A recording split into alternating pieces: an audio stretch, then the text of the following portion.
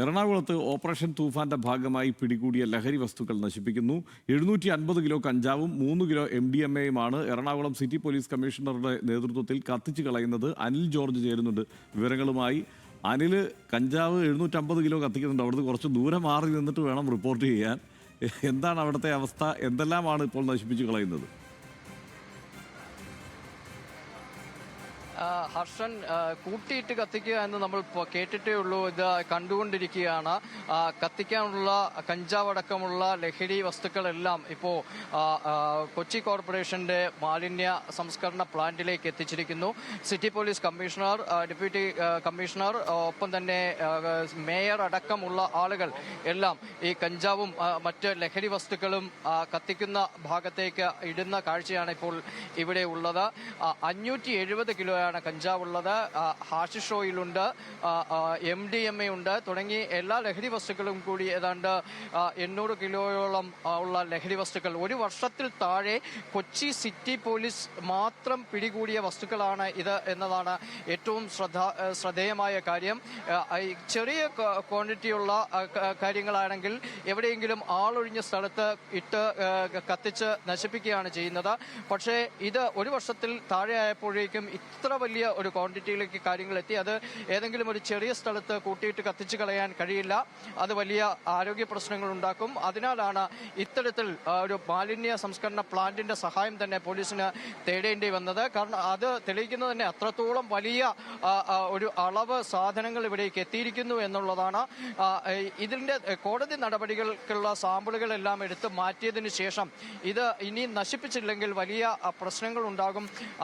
ഇത് സൂക്ഷിക്കുക വലിയ ബുദ്ധിമുട്ടാണ് തുടങ്ങിയ കാര്യങ്ങൾ കൊണ്ടാണ് ഇപ്പോൾ തന്നെ ഇത് നശിപ്പിക്കാനുള്ള ശ്രമങ്ങൾ ആരംഭിക്കുകയും ചെയ്തിരിക്കുന്നത്. വലിയ അളവിലുള്ള മാരക ലഹരി വസ്തുക്കൾ നമുക്കിവിടെ കാണാം. ഹൈബ്രിഡ് കഞ്ചാവ് അടക്കമുള്ള കാര്യങ്ങളുണ്ട് ഇവിടെ.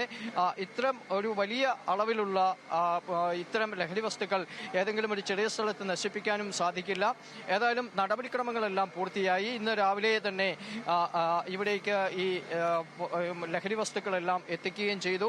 അത് ഈ മലിനീകരണ സംസ്കരണ പ്ലാന്റിനുള്ളിലേക്ക് നിക്ഷേപിച്ചുകൊണ്ടിരിക്കുകയുമാണ്. ഇവിടെ ഇപ്പോൾ ആദ്യം കത്തിച്ചു കളയുന്നത് കഞ്ചാവാണ്. കഞ്ചാവ് പാക്കറ്റുകളാണ് ഇപ്പോൾ ഇവിടെ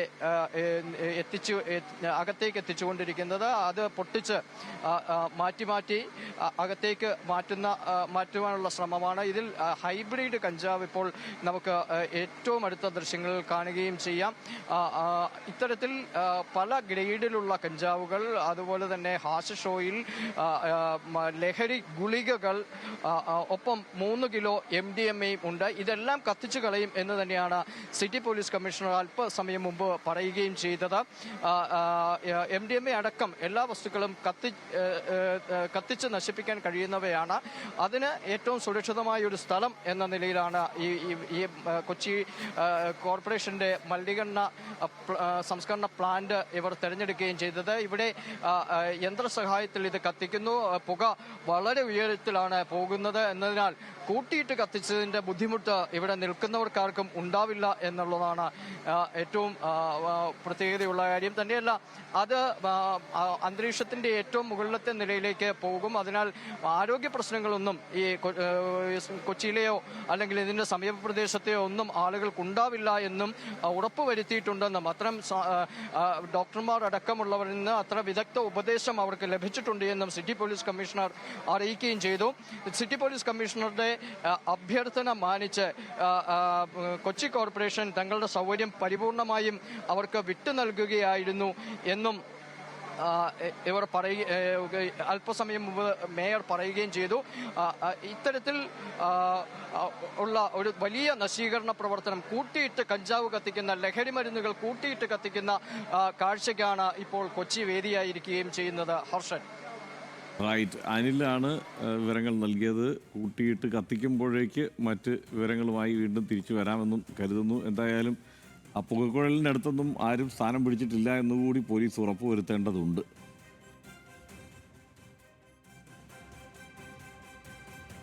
സിറ്റി പോലീസ് കമ്മീഷണർ ഇതിനോട് പ്രതികരിച്ചിട്ടുണ്ട്, ഈ വിഷയത്തെക്കുറിച്ച് വിശദീകരിച്ചിട്ടുണ്ട്. അതിലേക്ക് കൂടി പോവാം. അല്ല, നമുക്ക് ഇവിടെ പ്രൊസീജിയർ പ്രോപ്പറായിട്ട് ഇൻസ്ട്രുമെന്റ്സ് ഉണ്ട്.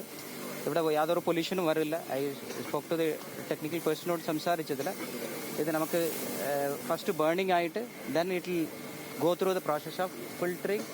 അതുകൊണ്ട് ഇതൊരു യാതൊരു ഡേഞ്ചറായിട്ടുള്ള ഫ്യൂംസോ ബാക്കി ഒന്നും വരില്ല. ഏകദേശം നമുക്ക് നോക്കിയാൽ 587 കിലോ കഞ്ചാവ് ഉണ്ട്, MDMA 2.5 കിലോ, നൈട്രസൺ ടാബ്ലറ്റ് 143 ഗ്രാം, ഹാഷീഷ് ഓയിൽ മാത്രം 1 കിലോയിൽ കൂടുതലുണ്ട്, ബ്രൗൺ ഷുഗർ 77 ഗ്രാമാണ്. ഇത് നമുക്ക് പുറത്തെവിടെയും വയ്ക്കാതെ ബ്രഹ്മപുരയുടെ ഫെസിലിറ്റിയിൽ ചെയ്യാൻ ഇതുകൊണ്ട് തീരുമാനിച്ചതാണ്. ഇതെൻ്റെ വളരെ കൂടുതൽ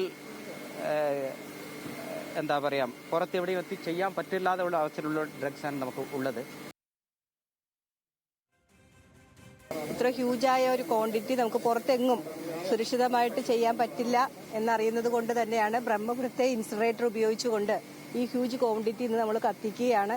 ഇത് കത്തിച്ചാൽ പോലും നമുക്കിവിടെ ഈ പുക കൊണ്ട് യാതൊരുവിധ പ്രശ്നങ്ങളും ഇല്ലാത്ത രീതിയിൽ ഫിൽറ്റർ ചെയ്ത് പുകയിൽ നിന്ന് ഉള്ള ചെറിയ വിഷാംശങ്ങൾ പോലും ഒഴിവാക്കിക്കൊണ്ട് ഏറ്റവും സേഫായിട്ടാണ് നമ്മളിത് കത്തിക്കുന്നത്.